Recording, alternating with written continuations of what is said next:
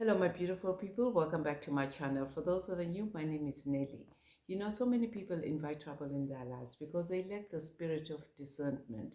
You don't have to bring everyone into your space.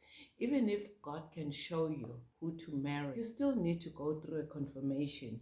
You still need to confirm if this is the person that God is showing you. Obviously, He won't just speak to you. He will also speak to him as well. But most of the time, we just invite people into our spaces that were not meant to walk the journey with us, including family members, trying to talk to you into something that you know that this is wrong. Some time back, my mom suffered a stroke where she lost her speech and she couldn't recognize so many things. But what gave me hope is she could recognize her children. At that point, my dad was also sick. So basically, I was taking care of both my parents. Even though my dad was mentally okay, I remember I was sitting in the balcony thinking to myself, what's next? When one of my aunts suggested we should get a lawyer and draw up a power of attorney for her to have legal rights to be responsible for all the finances. I was so angry up to the point that I kicked her out of the house. I could sense that she's got so much disrespect for my dad.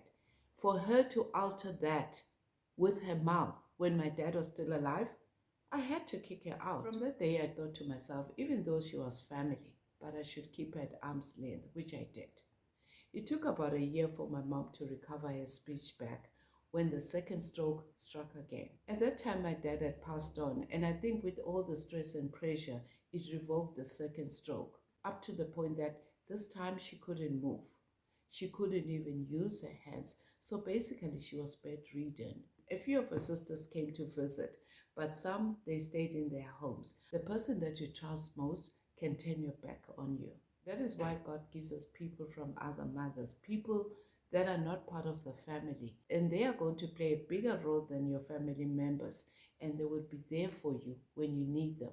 Some of your family members will turn against you. They won't be with you even when you need them the most. That is why you have to have the spirit of discernment to be able to resist those devils in friendly faces. God was able to rescue my mom from all the pain and suffering, even though it's sad for me. But she's free from all the pain and suffering that she went through. This is why no matter what you do, God will guide you when you're making the wrong decisions. You need to understand your emotions and accept your pain in order for you to navigate moving forward, with or without the people that have hurt you, especially if you're being hurt by people that you've trusted most. So at times, just one person can ruin your life, and picking up those pieces can take a very long time, especially if you're going to allow your emotions to rule you. Because people have got the right to choose who they want to be and to say whatever they want to say, even though they know that it will hurt you. But some people cannot control their mouths. But you can choose to make that difference in this world. So there are certain techniques that you can learn, especially if you're dealing with emotions caused by family members or people that you trust most. So one of the techniques that I can suggest is you meditate. Meditate through the word. And if you feel frustrated, jot down everything. It helps release that frustration. At times, God will give you the spirit of discernment in order for you to know if this is the right person to be with, or is it the right family member to talk to at this certain time. I'm not saying you shouldn't speak to them, but sometimes God will give you the spirit of discernment to know how to answer. If someone comes to attack you deliberately, sometimes He will show you those secrets that right now you're heading for disaster. He will show you in so many ways, sometimes through prayers, or maybe revelation, or maybe through dreams, or maybe sometimes through a confirmation. That is why sometimes He will show you those red flags in relationships. This is when you know that something is not right here and you are not at peace. Your spirit is telling you you're not at peace with this person. But sometimes we fail to listen to our spirits and we still continue. We invite them into our space, even though God has showed you that this is not the right friend to be with. We tend to ignore what God is showing us. We let our feelings take over to what our spirit is telling us. We let people into our spaces even though we know that they don't love us. That person is only with you because of what you can offer them. And clearly, they're just using you. Sometimes it's very difficult to wait, even though God tells you to wait, in order for Him to show you your assignment. And many people are often jealous and they don't know, and they don't even know how to react. That is why when God gives you that assignment, you have to remove certain people in your life. Those people won't even understand you. That is why He will separate you from those people, because He sees their hearts are very wicked. But you don't see that,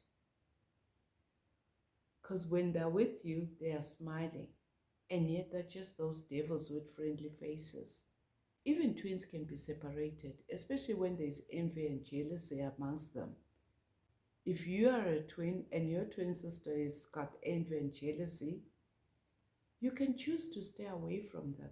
I'm not saying you should cut them off completely, but you can separate yourself and keep them at arm's length for your own peace sake. I mean, look at Joseph. Even though he was given that gift of dreams, he was sold to slavery by his own family members because of envy.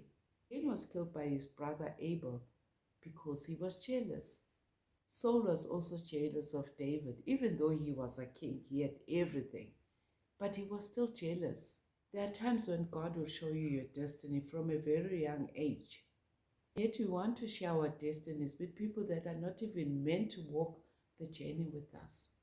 Sometimes it's because we lack that spirit of discernment. We're not able to see that this person is not meant to be part of our journey, but we bring them because we want to feel accepted. We want them to like us. And yet we all have choices and decisions to make. He will not force you on who to keep into your life. You will make that decision on your own. If you make those wrong decisions, you will fall, but you have to pick yourself up. But some of these decisions can be avoided, especially if you want to have a peace of mind, because not everyone is meant to be part of your life. When you keep bringing people into your life that are not meant to be, emotionally, you'll be affected, and eventually stress will take over your life. When you're with the wrong partner, it's normal that you won't have that peace. This is another way God's showing you that you are with the wrong person. Remove that person into your life before that person stresses you. God will show you to let go of that person. That is why you need to part ways with that person, no matter how painful it can be. But you need to cut off those people into your life that are not meant to be, for your life to be peaceful. Even if it's a family member, a friend, or relationship, not everyone is meant to be part of your life. You just need to ask God to give you that discernment to know that. So thank you for watching, and see you on the next video. God bless you.